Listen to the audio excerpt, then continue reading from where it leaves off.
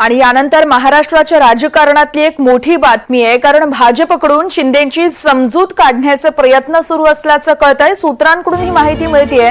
भाजपचे एकनाथ शिंदेंची समजूत काढण्याचे शर्थीचे प्रयत्न सुरू आहेत। महायुतीत कोणतेही नाराजी नाट्य घडू नये यासाठी समोपचाराने मार्ग काढण्याचं काम सुरू आहे। विधानसभेतील यशामुळे एकनाथ शिंदेंना मुख्यमंत्री पदाची अपेक्षा आहे, मात्र आता दोन्ही पक्षांच्या नेत्यांना समजावण्याचे शर्थीचे प्रयत्न हे भाजप पक्षश्रेष्ठींकडून सुरू आहेत। चर्चेतूनच या पेच प्रसंगातून मार्ग काढला जाणार आहे, अशी माहिती वरिष्ठ नेत्यांकडून दिली जाते।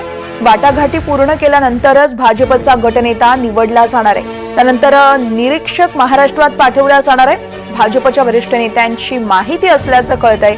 आज केंद्रीय मंत्री अमित शहा यांचा राजधानी दिल्ली इथं 5 वाजता शासकीय कार्यक्रम असल्याने अमित शहा महाराष्ट्रात येण्याची शक्यता कमी आहे। भाजपकडून शिंदेंची कुठेतरी समजूत काढण्याचा प्रयत्न सुरू आहे। सूत्रांकडून ही माहिती मिळतेय। भाजपचे एकनाथ शिंदेंचे समजूत काढण्याचे प्रयत्न सुरू आहेत। महायुतीत कोणतेही नाराजी नाट्य घडू नये यासाठी समोपचाराने मार्ग काढण्याचं काम हे युद्ध पातळीवर सुरू आहे। विधानसभेतील यशामुळे एकनाथ शिंदेंना मुख्यमंत्रिपदाची अपेक्षा आहे। दोन्ही पक्षांच्या नेत्यांना समजावण्याचे शर्थीचे प्रयत्न भाजप पक्षश्रेष्ठींकडून सुरू आहेत।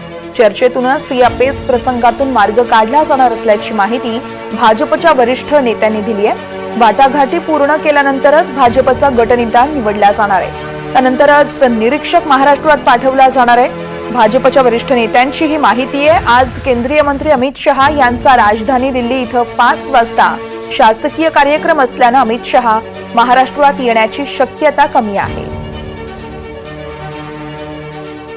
पण पाहतोय मुख्यमंत्री देखील मुख्यमंत्री पदासाठी आग्रही आहेत। आज विधानसभेचा कार्यकाळ संपतोय आणि त्याच अनुषंगाने आज मुख्यमंत्री एकनाथ शिंदे हे राज्यपालांकडे आपला राजीनामा सुपूर्द करतील। मात्र त्या अगोदरच आता मुख्यमंत्री हे मुख्यमंत्री पदावर राहण्यासाठी इच्छुक आहेत। शिवाय शिवसेनेतील अनेक नेत्यांचंही हेच मत आहे। मुख्यमंत्री एकनाथ शिंदे यांचाच चेहरा घेऊन महायुतीने खरं तर महाराष्ट्रामध्ये विधानसभा निवडणूक लढली आणि चांगलं असं यश देखील मिळालं आहे। या संदर्भात अधिक माहिती देत आहेत रामराजे शिंदे, आमचे प्रतिनिधी आहेत आपल्यासोबत। रामराजे, आपण बघतोय शिंदे देखील मुख्यमंत्री पदासाठी आता आग्रही आहेत आणि त्यांची कुठेतरी भाजपकडून समजूत काढण्याचा प्रयत्न सुरू असल्याचं कळतं। नेमकं काय घडतंय संपूर्ण महायुतीच्या गोटामध्ये? बिलकुल, कारण ज्या विधानसभेच्या निवडणुका लढवल्या त्यामध्ये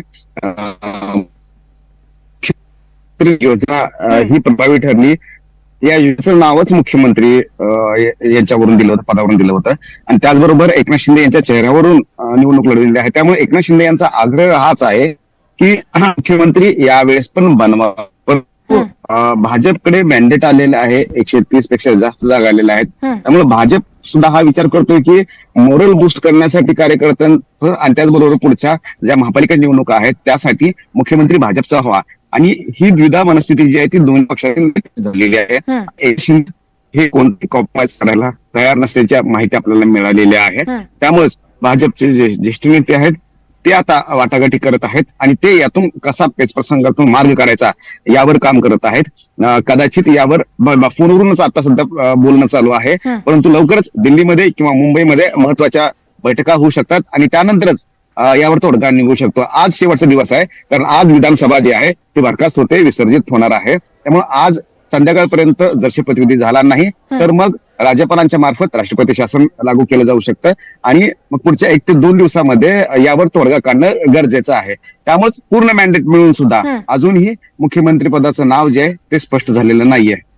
निश्चितच रामराजे, त्यामुळे आता काय होतंय, मुख्यमंत्री पदाच्या नावावरती शिक्का कोणाचा मूर्त होतोय ते पाहावं लागेल। खूप खूप धन्यवाद तुम्ही दिलेल्या माहितीसाठी।